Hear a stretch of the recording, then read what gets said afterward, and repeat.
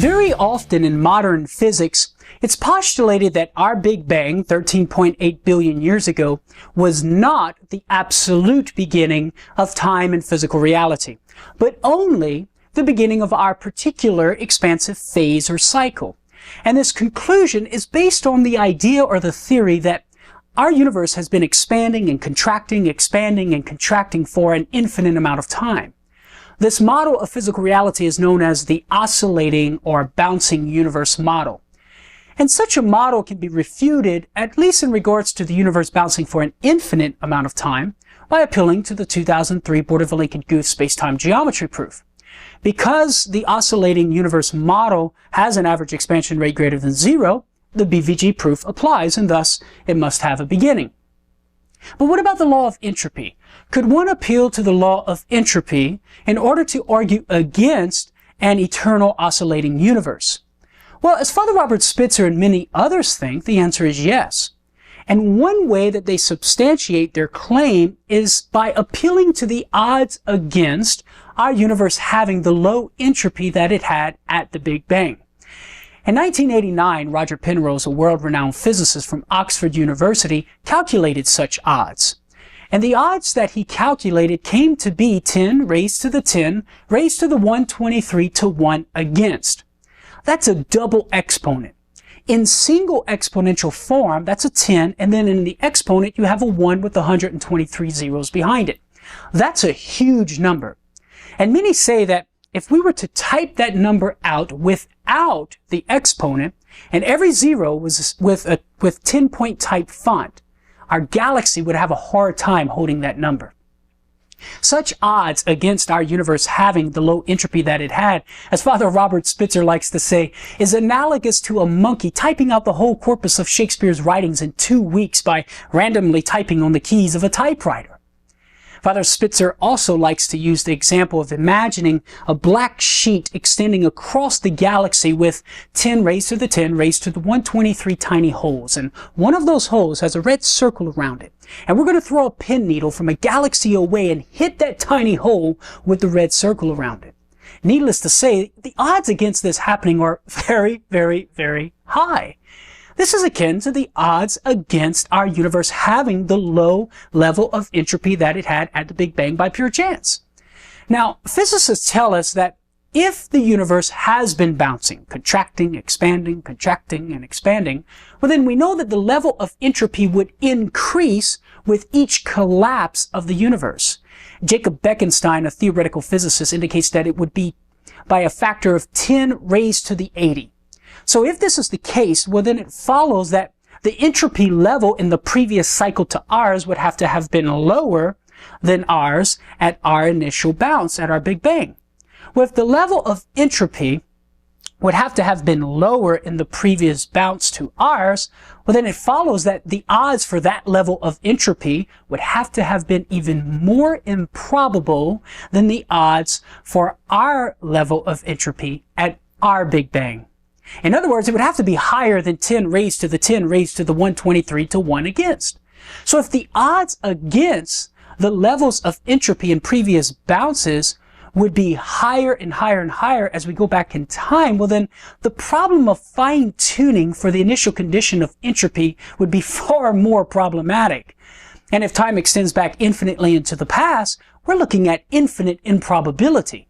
And because it's unreasonable to accept infinite improbability, it seems unlikely and unreasonable that the universe could have been bouncing for an infinite amount of time.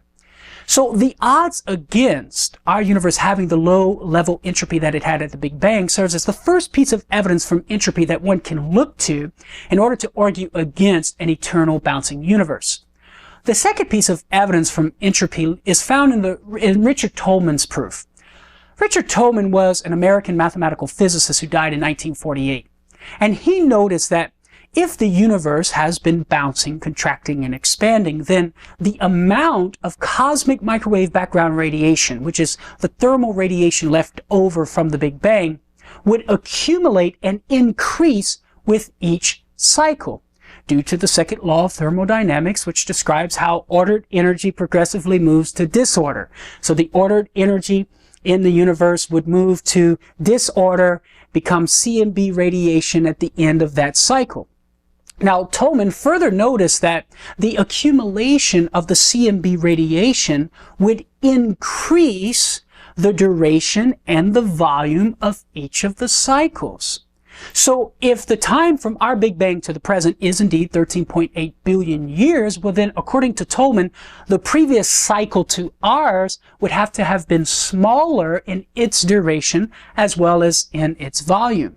From this, it follows that if we trace the history of the cycles of our universe back into the past, we would discover that the cycles were smaller and smaller and smaller and smaller. And at some point, a finite time ago, we would eventually reach a cycle that was zero in value in regard to its duration and time. In other words, we would come to a boundary of past time. We could not trace the history of the cycles any further back into the past. And if a boundary to the past time, well then a beginning. And if a beginning, well then that militates against an eternal oscillating universe. And finally, the third way that one can appeal to entropy in order to argue against an eternal oscillating universe is by comparing the current starlight to the amount of cosmic microwave background radiation. It's known among physicists that if the universe has been bouncing, well then the starlight of a particular cycle would fold into the CMB radiation as the universe collapses and that cycle comes to an end, thus increasing the amount of CMB radiation which transfers over to the new expansive phase. So, for example, if our universe had bounced one time, that is, it contracted and expanded, the CMB radiation in the new expansive phase would be 2 times greater than the starlight in that new cycle. If our universe had bounced 2 times, contracted, expanded, the CMB radiation in the new expansive phase would be 3 times greater than the starlight in that new cycle. And on and on and on, etc. So if the universe has been bouncing for an infinite amount of time, well then it would seem that the CMB radiation would be infinitely greater than our current starlight in our particular expansive phase. But point in fact, physicists tell us that the CMB radiation is not infinitely greater than our current starlight, but it's only 100 times greater. Therefore, the universe could not have been bouncing for an infinite amount of time. If it bounced at all, it could have only bounced 99 times. So in light of these 3 facts of entropy and the law of entropy, I think one can successfully argue against an eternal bouncing universe.